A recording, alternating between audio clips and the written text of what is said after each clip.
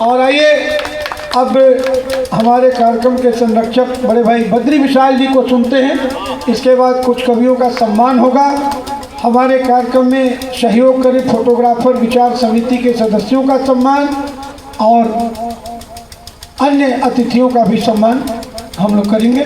बद्री भाई, मैं वह सुनाने जा रहा हूँ जो आप अपने जीवन में कभी भी किसी भी कवि सम्मेलन में नहीं सुने होंगे। क्या बात है। सुनेगा, अपने जीवन में आप किसी कवि सम्मेलन में नहीं सुने होंगे, वह मैं सुनाने जा रहा हूँ। बहुत ध्यान से सुनिएगा। आज तक इस पृथ्वी पर किसी माई के लाल कवि ने एक लाइन की कविता लिखी है क्या? क्या बात है, क्या बात है। कोई भी हाथ उठा के बोल दे कि कोई लिखी है क्या? कौन लिखेगा आप जैसे धुरंधर को छोड़कर? आपको पता है यह धुरंधर नाम जो आप देख रहे हैं, मैं और नागेश सांडिल पहला नाम रखा हूँ। क्यों रखा हूँ समझ लीजिए। मैं नागेश सांडिल क्यों रखा हूँ? लंका से जब आप रामनगर जाएंगे उसी रोड पर यह कवि सम्मेलन पहला हुआ था। इतना हेलो हेलो क्या यार यही सब करवा वाले। हाँ, जब सामने घाट में पूरे बनारस में इतना धूल और अंधर किसी भी रोड पर आपको नहीं मिलेगा, मैं गारंटी दे रहा हूँ। आज से 21 वर्ष पहले उसी जगह पर कवि सम्मेलन हुआ था हास्य का। वहाँ इतना धूल इतना अंधर आ रहा था, हमने कहा नागेश इस कवि सम्मेलन का नाम धुरंधर रखो। तब से आता धुरंधर है। क्या बात है, जोरदार तालियां। अब सुनिएगा, एक लाइन की कविता किसी भी व्हाट्सएप पर किसी भी यूट्यूब पर यदि आपको मिल जाएगा, बद्री विशाल से मिलेगा। बच्चा वीराने में जाता है तो हादसा होता है। एक लाइन की कविता है और कितना अच्छा लग रहा है। उसकी आधी लाइन है अभी ये, सुनिएगा। अर्थ बहुत बाद में समझ में आएगा आपको। बच्चा वीराने में जाता है तो हादसा होता है। कितनी अच्छी लाइन है। जब इसको उलट देंगे तब आपको इसका अर्थ समझ में आएगा। क्या? बच्चा वीराने में जाता है तो हादसा होता है, हादसा वीराने में होता है तो बच्चा होता है। क्या बात है, क्या बात है। आज तो ज्ञानवर्धक कविता सुना दी। क्या बात है।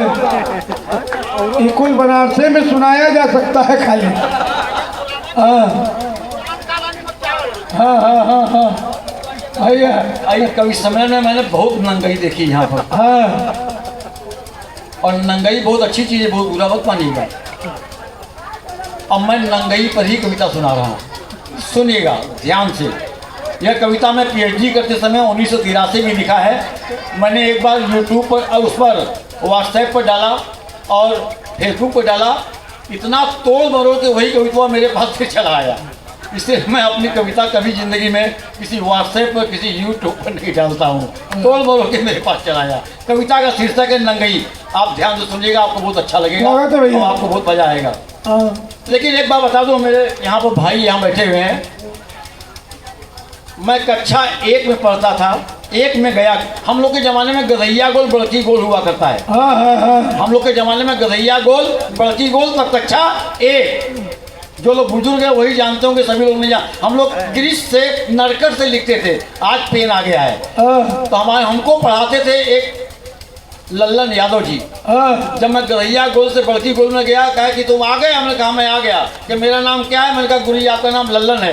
तुमको लल्लन लिखना आता है? मैंने कहा मैं आता है। तो बताओ लल्लन कैसे लिखते हैं? वहाँ से मैं कविता शुरू किया हूँ, आज मैं कवि बन गया हूँ। सुना दीजिए, बाहर के नौजवान जाने लल्लन कैसे लिखा जाता है। कितना प्यारा शब्द है लल्लन यादव पढ़ाते थे।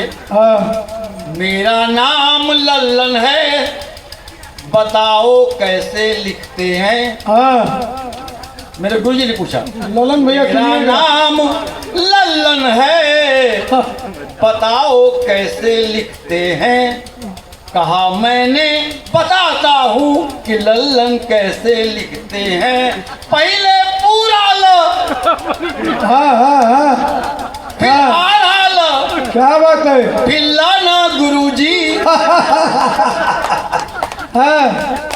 पहले पूरा ल, फिर आधा ल, इन सबको मिलाकर ही समझिए लल्लन लिखते हैं। क्या बात है, यही ताली लल्लन। बजाने की कोई जरूरत नहीं है। मैं कभी नहीं कहता किसी कवि समय की ताली बजाओ। तू बनारसी जिसको वो जिसको बजा देते हैं ना, वो कहीं बजवाने लगती रहता है। हाँ। कोई जरूरत नहीं है तालियों की। क्या बात है। बाद में जब हमारे गुरु जी लल्लन यादव एक सुमन कहे तुम बहुत छुछुंदर की औलाद हो, तुम नहीं पढ़ पाओगे, तुम छुछुंदर की औलाद हो, तुम नहीं पढ़ पाओगे। ये सब यही लल्लन की परिभाषा है। उनका गुरु ऐसा ही लिखा जाता है, हमको क्या मालूम है। आप सोच लीजिए कक्षा एक के बच्चा कैसे बोल सकता है। तो तू छुछुंदर की औलाद हो, छुछुंदर की औलाद हो, 2-3 बार सुने तो हमारे गणित वाले गुरु जी आ गए। क्या बेटा तूने बहुत अच्छा लल्लन की परिभाषा तो बता दिया। तुम्हारे गुरु जी बाबा छुछुंदर की औलाद, छुछुंदर की औलाद, छुछुंदर की। तो छुछुंदर क्या होता है? तो मैंने कहा गुरु जी मुझे वो भी मुझे मालूम है, तो बताओ। तो मैंने उनको बताया, सुनिएगा। परखने के लिए बोले गुरुजी ज्ञान और हुनर। हाँ आप भी सुनिएगा। आप देश के कहाँ से कवि लोग आए हैं, सबको प्रणाम करते हुए। हाँ सुनिएगा भैया, अलग तरह की कविता है। परखने के लिए बोले हाँ गुरुजी ज्ञान और हुनर, बताओ कैसे लिखते हैं जुबानी ही तुम छुछुंदर। कहा मैंने खड़े होकर बकायदे झुका के सर, गुरुजी 2 दफा छू छू क्या बात है। और 1 दफा अंदर। तालियां बजे समझ रहे हैं तो। नहीं हमको जरूरत नहीं था। नहीं, जो लोग मोबाइल से रिकॉर्ड करें वो तो नहीं बजाएंगे। नंगई। हाँ नंगई। अगर आपको बरकरार रखनी, बहुत ध्यान से कविता सुनेगा, जितने भी लोग बैठे हैं आपको बहुत काम आएगा। हाँ अगर आपको बरकरार रखनी है इस दुनिया ही नहीं पूरे ब्रह्मांड में अपनी दबंगई और मर्दई, तो बद्री विशाल की बात मान लीजिए और आज ही से शुरू कर दीजिए। खुलकर नंगई, खुलकर नंगई, खुलकर नंगई। क्या बात है। जैसे हमारे ट्रंप जी कर रहे हैं। हाँ दुनिया में 1 नंबर का नंगा कोई व्यक्तित्व है, वो मेरे सामने बैठा है। और मैंने उससे इजाज़त नहीं लिया है, लेकिन मैं प्रार्थना कर रहा हूँ अब इजाज़त दे तो नंगई को मैं आगे बढ़ाऊँ। अच्छा नंगई गुरुगाम हो गया। हाँ इतना बड़ा नंगा आदमी दुनिया में कहीं नहीं मिलेगा। सुनिएगा, अगर आपको बरकरार रखनी है इस दुनिया ही नहीं पूरे ब्रह्मांड में अपनी दबंगई और मर्दई, तो बदरी विशाल की बात मान जाइए और आज ही से शुरू कर दीजिए। खुलकर नंगई, खुलकर नंगई, खुलकर नंगई। मैं इसके लिए उदाहरण दूंगा, शायद आपको भ्रम में होंगे। कई उदाहरण मैं प्रस्तुत करूंगा, आप अंत में मानने के लिए मजबूर हो जाएंगे कि वास्तव में नंगई दुनिया का सबसे बड़ा शब्द है और करनी चाहिए। अगर आपको बरकरार रखनी है दुनिया ही नहीं पूरे ब्रह्मांड में अपनी दबंगई और मर्दई, तो बदरी विशाल की बात मान जाइए और आज ही से शुरू कर दीजिए। खुलकर नंगई, खुलकर नंगई, खुलकर नंगई। 1/4 नंगे रहकर, मात्र 1/4 नंगे रहकर स्वामी विवेकानंद ने शून्य में सारे संसार का दर्शन कराया। क्या बात है। क्या बात है। आधे नंगे रहकर, मात्र आधे नंगे रहकर बापू ने पूरे विश्व में अपने नाम का डंका बजवाया। मात्र आधे नंगे रहकर बापू ने पूरे विश्व में अपने नाम का डंका बजवाया। और तो भाया पूरे नंगे रहकर महाज्योतिर्लिंग ने अपने को पूरे त्रिलोक में पुजवाया। पूरे नंगे रहकर महाज्योतिर्लिंग, दिनेश भाई आप सुन रहे हैं, पूरे नंगे रहकर महाज्योतिर्लिंग ने अपने को पूरे त्रिलोक में पुजवाया। एक बात और पते की बता दूं श्रीमान, लगभग नंगे रहकर बुद्ध और महावीर भी हो गए भगवान। क्या बात है। क्या बात है। दार्शनिक कविता सुन रहे हैं आप, एक बार जोरदार तालियां बजाइए।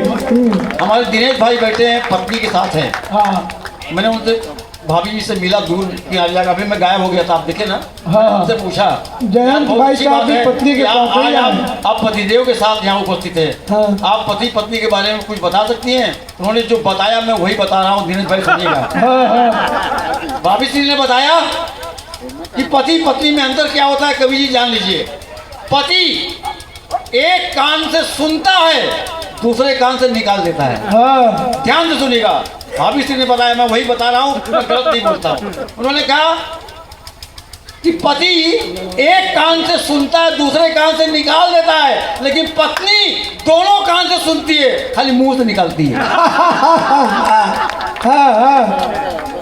तो अगर आपको बरकरार रखनी है इस दुनिया ही नहीं पूरे ब्रह्मांड में अपनी दबंगई और मदई, तो बद्री विशाल की बात मान लीजिए और आज ही से शुरू कर दीजिए। खुलकर नंगई, खुलकर नंगई, खुलकर नंगई, एक चौथाई नंगे रखकर स्वामी विवेकानंद ने शून्य में सारे संसार का दर्शन कराया। आधे नंगे रखकर बापू ने पूरे विश्व अपने नाम का डंका बजवाया और तो भाया पूरे नंगे रखकर महाज्योतिर्लिंग ने अपने को पूरे त्रिलोक में पुजवाया। और तो और बता एक बात और पते को बता दूं श्रीमान, लगभग नंगे रखकर बुद्ध और महावीर हो गए भगवान। और हमारे यहाँ तो पूजे ही जाते हैं पीपल के पत्ते पर नंगे श्री कृष्ण भगवान। क्या बात है? हमारे यहाँ तो पूजे ही जाते हैं पीपल के पत्ते पर नंगे श्री कृष्ण भगवान। जब भी आता है हिंदुओं का महापर्व कुंभ स्नान, तो क्या नागाओं को नहीं दिया जाता है सर्वप्रथम स्थान? हाँ, सही बात। जब भी आता है हिंदुओं का महापर्व कुंभ स्नान, तो क्या नागाओं को नहीं दिया जाता है सर्वप्रथम स्थान? अरे अमेरिका इसीलिए नंबर 1 पर छाया है क्योंकि वो पूरी तरह नंगई पर उतर आया है। क्या बात है, क्या बात है, क्या बात है। अमेरिका इसीलिए नंबर 1 पर छाया है क्योंकि वह पूरी तरह नंगई पर उतर आया है, क्योंकि वह पूरी तरह नंगई पर उतर आया है। अगर इतने बातों से आप संतुष्ट नहीं हो रहे हैं तो मैं अंतिम पंक्ति पढ़ के अपना स्थान ग्रहण करूंगा। मैं गारंटी दे रहा हूँ, घर जाएंगे तो कहेंगे बदरिया सही कहता है, नंगई बहुत जरूरी है। अमेरिका इसीलिए नंबर 1 पर छाया है क्योंकि वह पूरी तरह नंगई पर उतर आया है। अंतिम पंक्ति आपको समर्पित कर रहा हूँ। काश दुर्योधन अपनी माँ के सामने पूरा नंगा चला गया होता तो उसे मारने वाला द्वापर में कोई माई का लाल पैदा नहीं होता। इसलिए कहता हूँ दोस्तों, अगर आपको भी बरकरार रखनी है इस दुनिया नहीं पूरे ब्रह्मांड में अपनी दबंगई और मर्दई, तो बद्री विशाल की बात मान लीजिए और आज ही से शुरू कर दीजिए। शुक्ल जी से निवेदन है कि आप कुछ पत्रकारों, कवियों और साहित्यकारों को सम्मानित करें अतिथि के रूप में। फोटोग्राफर विचार समिति के श्री लखन जी को सम्मानित करने के लिए मैं विनोद शुक्ल जी और बड़े भाई ललन तिवारी जी से आग्रह करता हूँ। बनारस की संस्था फोटोग्राफर विचार समिति ने हमारे कार्यक्रम से जुड़ने का निर्णय लिया है। मैं आपका बहुत बहुत आभार व्यक्त करता हूँ। संस्थापक सदस्य भाई गोपाल जी शर्मा, जो एक बहुत अच्छे स्वयं में ही फोटोग्राफर हैं, अपनी पूरी टीम के साथ आपने इस कार्यक्रम की रिकॉर्डिंग की है, फोटोग्राफी की है। एक बार जोरदार तालियां बजाएं फोटोग्राफर विचार समिति के लिए। अशोक सेठ जी, अशोक सेठ जी से आग्रह किया पाए अब तुम और अतिथियों से सम्मान ग्रहण करें। अब तुम मेरा कैमरा देखिए, हर आदमी का इसमें सहयोग है, स्नेह है, मार्गदर्शन है, तब जाकर ये कार्यक्रम सज पाता है। और मैं गंगा तट पर ये कह रहा हूँ कि विश्वास मानिए, इस कार्यक्रम को सजाने में बहुत मेहनत करनी पड़ती है। आप सबके द्वारा दिए गए मनोबल के कारण ही हम लोग।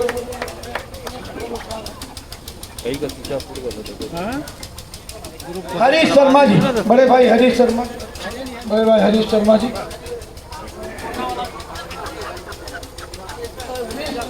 हरीश जी कहाँ हो गया?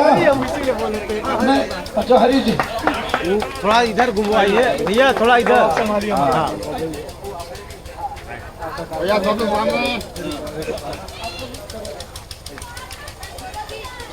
चंदेन जी,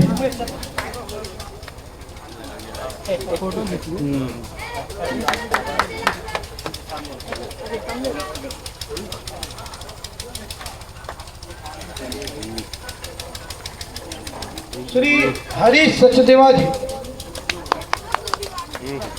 ये नहीं चल रहा ये। इधर थोड़ा सा इधर।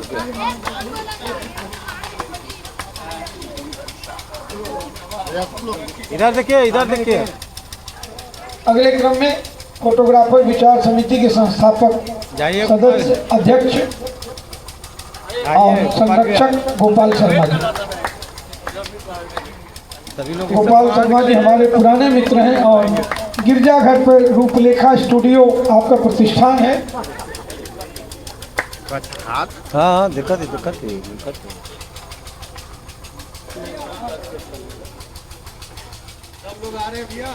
सब लोग आएगा भैया। 9721 संतानवे 21 12 एक और ले लीजिए। और विनोद शुक्ल जी से निवेदन है कि आप हमारे कार्यक्रम के सहयोगी चंद्रा साहित्य परिषद के अध्यक्ष भाई इंजीनियर नरेश जी का, राम नरेश जी का भी स्वागत करें।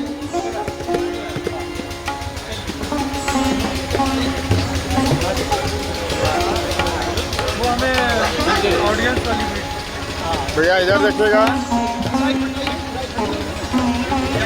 एक बार सभी लोग सामने।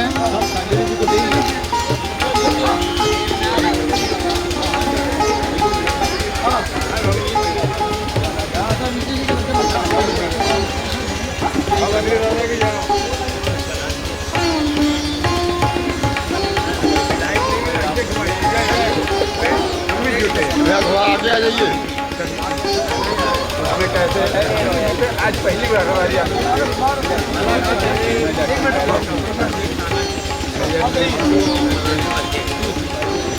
से जोड़ दिया हमको, फोटो बड़ा जानदार बंदा आता है।